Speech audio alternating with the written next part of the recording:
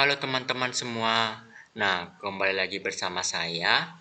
Kita akan lanjutkan soal nomor 3 untuk pembahasan OSNK Astronomi 2024. Nah, langsung saja kita cek soalnya.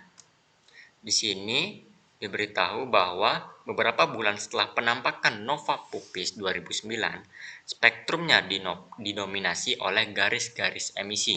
Nah, dalam hal ini, jadi pada kasus soal ini kita harus mengetahui dulu apa itu spektrum dan apa itu emisi. Nah, ini ada kaitannya dengan hukum Kirchhoff. Maka untuk sebelum menjawab soal ini, kita pelajari dulu hukum Kirchhoff seperti apa. Jadi hukum Kirchhoff ini itu ada tiga hukum bunyinya itu.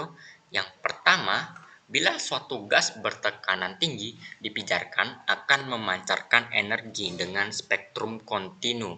Nah, spektrum kontinu itu apa? Nanti kita akan jelaskan. Kita akan lanjut dulu ke hukum Kirchhoff-nya.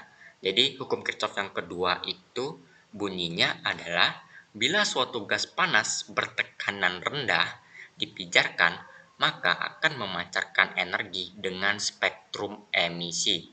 Nah, untuk yang bunyi ketiga dari hukum Kirchhoff itu adalah cahaya putih atau spektrum kontinu yang dilewatkan melalui gas yang dingin dan bertekanan rendah akan menghasilkan spektrum kontinu namun disertai garis absorpsi.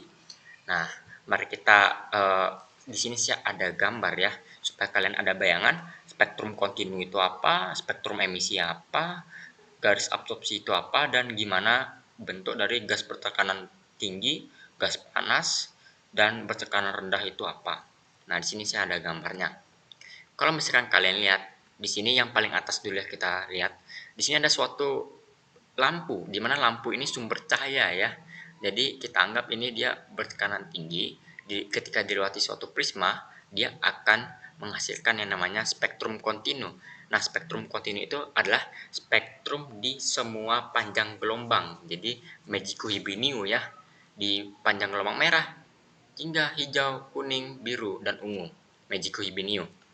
Nah, untuk yang kedua, ketika suatu ini gas panas ya, ketika suatu gas panas dan bertekanan rendah, itu ketika dilewati oleh suatu prisma, itu dia akan menghasilkan yang namanya spektrum emisi. Atau spektrum emisi itu kayak pada panjang gelombang tertentu cahayanya nih. Kalau kalian lihat ini yang warna terang-terang ini, yang ada terang ini, garis-garis terang ini adalah namanya garis emisi.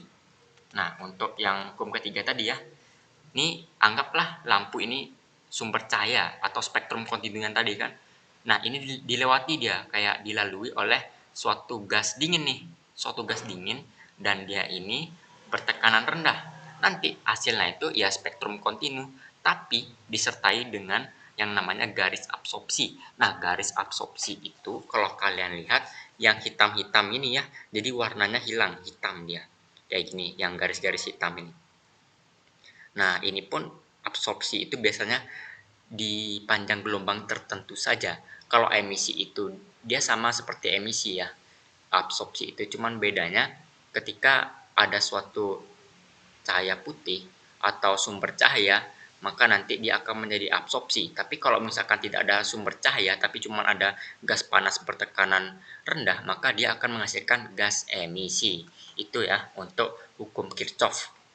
Nah, kalau misalkan kita tinjau ini, untuk opsi yang kelima ini, kita tinjau yang A ya. Nova Puppis 2009 bergerak menjauhi bumi dengan laju tinggi. Ini sebenarnya nggak ada hubungannya sama garis-garis emisi ya.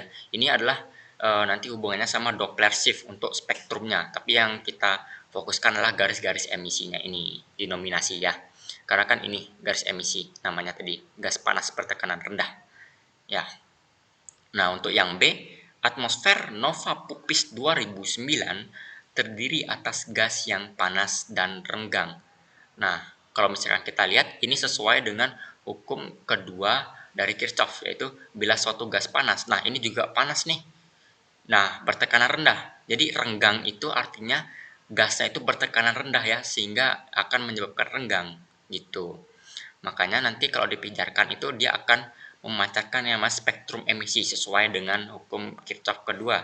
Jadi kalau misalkan spektrumnya ini didominasi garis emisi si nova pupis ini, maka artinya atmosfernya itu dia gasnya adalah gas yang panas dan bertekanan renggang atau bertekanan rendah ya, maaf.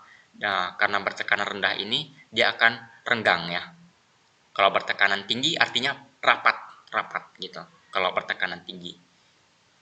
Sehingga di sini ya jawaban yang paling tepat sudah pasti B ya, karena sudah sesuai dengan hukum Kirchhoff.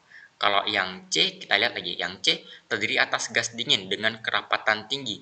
Nah, gas dingin itu dan kerapatan tinggi itu nggak sesuai sama hukum Kirchhoff 1 atau hukum Kirchhoff 2 dan 3. Kalau misalkan D ini sesuainya yang terdiri atas gas dingin dan mengitari inti padat yang panas itu sesuai dengan hukum Kirchhoff ketiga yang nantinya akan membentuk spektrum kontinu yang disertai dengan garis absorpsi. Tapi di soal ini adalah spektrumnya emisi ya, gitu.